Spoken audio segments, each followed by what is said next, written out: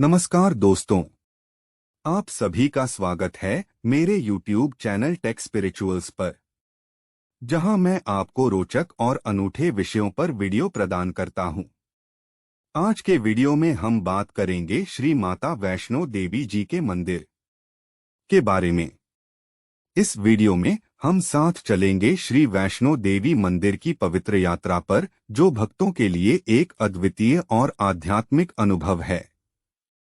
पहले हम विस्तृत रूप से मंदिर के इतिहास और महत्व को समझेंगे, जिसमें श्री माता वैष्णो देवी के भक्तों की आत्मा को छूने वाले क्षणों की कहानी होगी। उसके बाद हम यात्रा के दौरान आने वाली रोमांचक दृश्यों को देखेंगे और मंदिर परिसर के विभिन्न स्थानों का वर्णन करेंगे। वैष्णो देवी मंदिर को श्री माता वैष्णो देवी मंदिर भी कहा जाता है और वैष्णो देवी भवन देवी वैष्णो को समर्पित एक प्रमुख और व्यापक रूप से सम्मानित हिंदू मंदिर है। यह भारत में जम्मू और कश्मीर के केंद्र शासित प्रदेश के भीतर त्रिकुटा पहाड़ियों की ढलान पर कटरा, रियासी में स्थित है। मंदिर को दुर्गा को समर्पित 108 महाशक्ति पीठों में से एक के रूप में मान्यता प्राप्त है, जिन्हें वैष्णो देवी के रूप में पूजा जाता है। दुर्गा के प्रमुख पहलू होने के कारण हिंदू वैष्णो देवी को काली, सरस्वती और लक्ष्मी का अवतार मानते हैं। मंदिर Shri Mata Vaishno Devi shrine board (SMVDSB) द्वारा शासित है, जिसकी अध्यक्षता अगस्त 1986 में जम्मू और कश्मीर सरकार ने की थी। यह भारत के सबसे अधिक देखे जाने वाले तीर्थस्थलों में से एक है। हर साल लाखों श्रद्धालु मंदिर में दर्शन के लिए आते हैं। नवरात्रि जैसे त्योहारों के दौरान फुटफॉल बढ़कर 1 करोड़ तक पहुंच जाता है। यह कुछ लेखकों के अनुसार लगभग $16 बिलियन की वार्षिक आय के साथ भारत के सबसे अमीर मंदिरों में से एक है।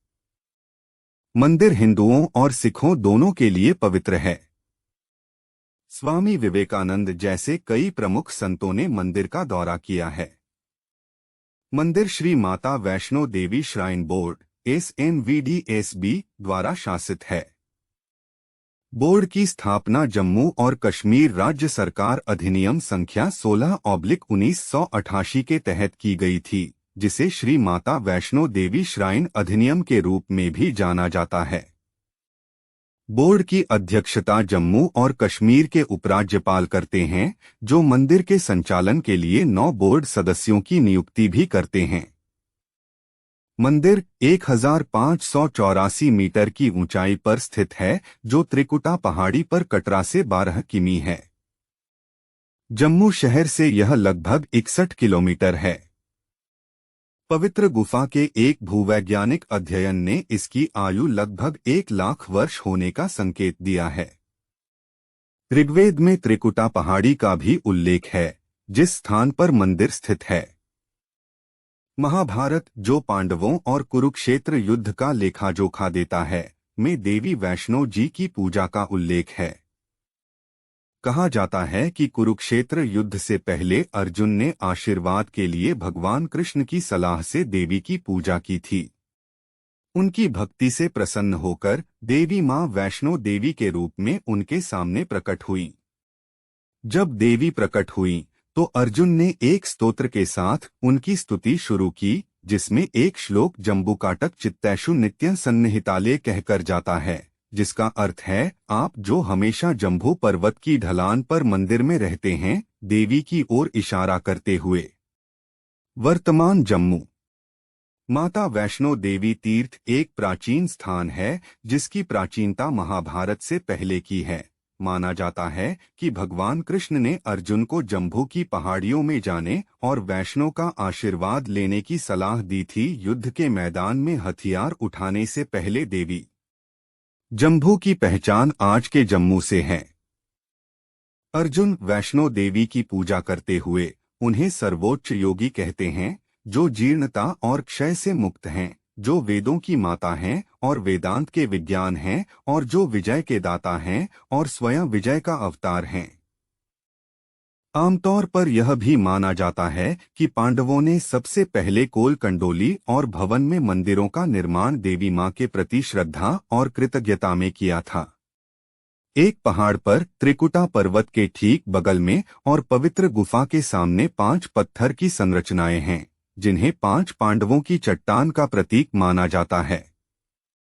ऐसा कहा जाता है कि एक प्रसिद्ध हिंदू तांत्रिक भैरव नाथ ने युवा वैष्णो देवी को एक कृषि मेले में देखा और उसके प्यार में पागल हो गए। वैष्णो देवी अपने कामुक अग्रिमों से बचने के लिए त्रिकुटा पहाड़ियों में भाग गईं। बाद में उन्होंने दुर्गा का रूप धारण किया और एक गुफा में अपनी तलवार से उनका सिर काट दिया। हिंदू पौराणिक कथाओं का मानना है कि वैष्णो देवी जी का मूल निवास अर्धकुंवारी था, जो कटरा शहर और गुफा के बीच लगभग आधे रास्ते में था। मंदिर में वैष्णो देवी की 3 मूर्तियों महाकाली, महालक्ष्मी और महासरस्वती की पूजा की जाती है। मूर्तियों के चरण 12 बहने वाली बाणगंगा से लाए गए पानी से धोए जाते हैं। वैष्णो देवी जी की पहचान दुर्गा की शक्ति के साथ साथ लक्ष्मी, सरस्वती और काली के अवतार के रूप में होती है। वैष्णो देवी जी के पास सर्वोच्च देवत्व आदि शक्ति या केवल दुर्गा के समान सभी शक्तियां हैं। अधिकांश तीर्थयात्री वैष्णो देवी जी को दुर्गा के रूप में पहचानते हैं, जिन्हें शेरांवाली, शेरस्वार भी कहा जाता है। वैष्णो देवी मंदिर में आयोजित होने वाले सबसे प्रमुख त्योहार नवरात्रि हैं, जो 9 रातों का त्योहार है, जिसमें दुष्ट राक्षसों पर देवी की जीत का जश्न मनाया जाता है, और दिवाली रोशनी का त्योहार है, जो अंधेरे पर प्रकाश की जीत, बुराई पर अच्छाई और अज्ञानता पर ज्ञान की जीत का प्रतीक है। नवरात्रि त्योहार अश्विन के महीने के दौरान मनाया जाने वाला त्योहार है, जो आमतौर पर सितंबर और अक्टूबर के महीनों में पड़ता है। यह उत्सव 9 रातों 10 दिन तक चलता है। वैष्णो देवी दरबार में समारोह के दौरान देश भर के कलाकार प्रस्तुति देते हैं। कोविड-19 महामारी के दौरान श्राइन बोर्ड ने भारत के डाक विभाग के सहयोग से मंदिर में आने में असमर्थ भक्तों के लिए प्रसाद वितरण भी शुरू कर दिया था। वैष्णो देवी मंदिर को जम्मू और कश्मीर श्री माता वैष्णो देवी तीर्थ अधिनियम संख्या 16/1988 और भारत के संविधान के अनुच्छेद 26 का हिस्सा भी शामिल किया गया था। बोर्ड का नाम श्री माता वैष्णो देवी श्राइन बोर्ड है। बोर्ड में 9 सदस्य हैं। सभी को जम्मू और कश्मीर सरकार द्वारा नामित किया जाता है, विशेष रूप से जम्मू और कश्मीर के राज्यपाल द्वारा। जम्मू कश्मीर के राज्यपाल बोर्ड के पदेन अध्यक्ष होते हैं।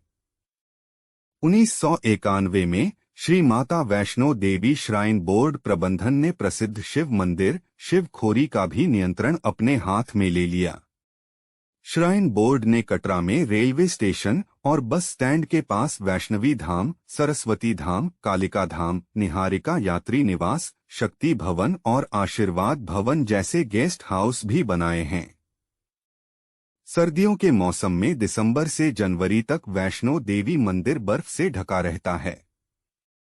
भले ही इन दिनों के दौरान मंदिर बंद नहीं होगा, मंदिर में आने वाले लोगों को भारी ऊनी, विडचीटर, टोपी और दस्ताने लाने की सलाह दी जाती है। हालांकि मंदिर प्रबंधन चढ़ाई के दौरान मुफ्त कंबल प्रदान करता है। इस वीडियो के माध्यम से हमने सभी को श्री वैष्णो देवी मंदिर की महत्वपूर्णता को समझाने और इस पवित्र स्थान की अनूठीता में डूबने का अवसर दिया है। यह यात्रा न केवल हमारे धार्मिक विरासत को बढ़ावा देती है, बल्कि एक सशक्त और आत्मविश्वासी समाज की दिशा में भी हमारे सोचने को परिवर्तित करती है। आप सभी का धन्यवाद। अगर आपको यह वीडियो पसंद आया हो तो लाइक करें, शेयर करें और चैनल को सब्सक्राइब करना न भूलें। अपने सुझाव और टिप्स कमेंट्स में साझा करें। फिर मिलेंगे एक नए वीडियो के साथ। धन्यवाद।